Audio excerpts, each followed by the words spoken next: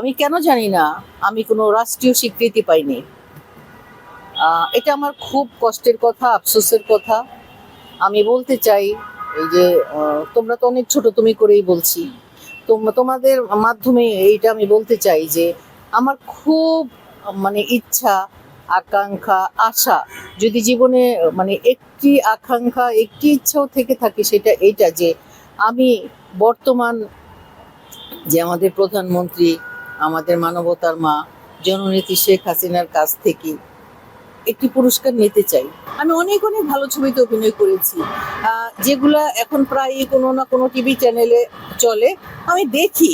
কিন্তু এত ভালো ছবি করার পরেও, কারণ কি, আমি বিচ্ছু বাহিনীতে কাজ করেছি, ম্যাডাম ফুলিতে কাজ করেছি, কাল সকালে কাজ করেছি, তারপরে হলো আমি খুদে যোদ্ধা ছবিতে কাজ করেছি, যেগুলো আমি বলতে পারি।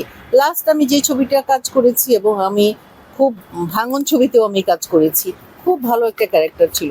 তারপরে আমার আরেকটি ছবি ওদের মাঝে রিলিজ হবে, ডিপজল ভাইয়ের প্রোডাকশনের ছবি অমানুষ থেকে মানুষ। ওইখানে আমি একটা ভীষণ বড় একটা ভালো ক্যারেক্টার করেছি। কিন্তু আমার সেই সব ছবিগুলো ভাঙন ছাড়া, আমার সেই সব ছবিগুলো সবগুলোই রিলিজ হয়েছিল বিএনপির আমলে।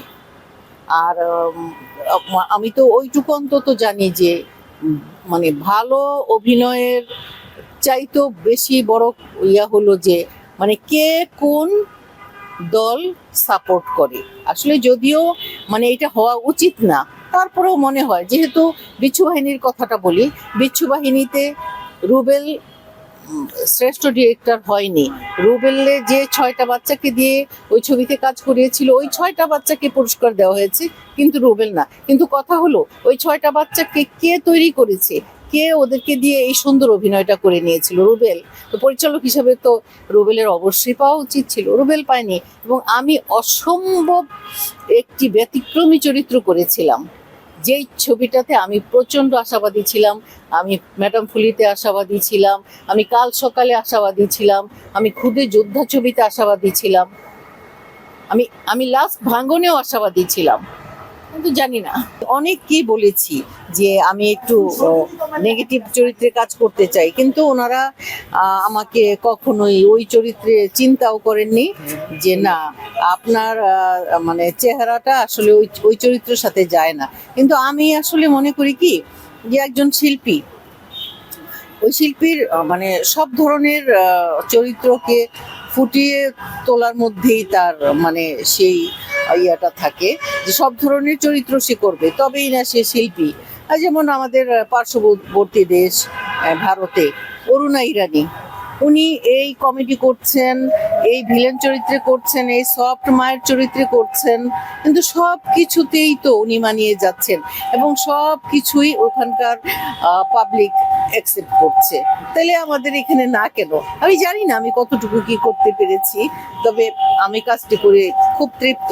আমি তো আসলে মানে এই সাহসটা আসলে কেন নেন না পরিচালকরা, এটা ওনাদের কাছে আমারও প্রশ্ন। কেন একজন মানে একজন দুলারিকে দিয়ে কেন আপনি সব ক্যারেক্টার করাতে পারবেন না? আপনি একজন পরিচালক, আপনি তো সব কিছু পারেন।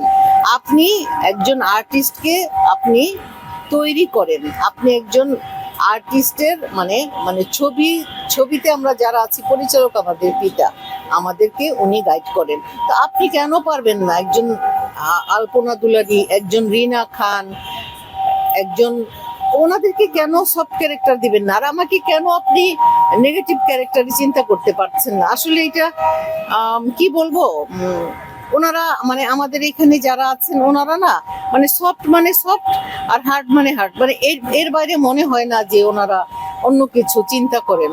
করলে পরে তো আসলেই আমাদের যারা বড় বড় সিনিয়র আর্টিস্ট ছিলেন, বোম্বেতে কি কাজল যে গ্রুপ ছবিটা করেছে, ওখানে সে ভিলেন ছিল না? হ্যাঁ, কিন্তু আমাদের কোনো নায়িকারা কি আসলে সেই ক্যারেক্টারটা করবেন না। একতরফা পরিচালকদের বলে কোনো লাভ নাই। হয়তো ওনারা ট্রাই করেছেন, চেষ্টাও করেছেন, বা ওনারা চাচ্ছিলেনও, কিন্তু মানে ওনারা হয়তো পাননি যে এমন কেউ একজন এই ক্যারেক্টার করুক। আমার মূলত বেশিরভাগ কাজ কিন্তু হয়েছে সাইফের সাথে, কারণ সাইফ আমার ছেলে ক্যারেক্টার করেছে।